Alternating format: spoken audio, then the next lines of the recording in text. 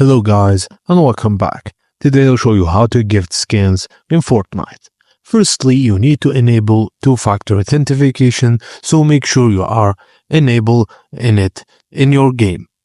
Now, ensure you meet the following conditions. At least two-factor authenticated, you need to be a verified member with a verified email address, and you must have played Fortnite for at least 48 hours before gifting. Launch the Fortnite and go to the item shop.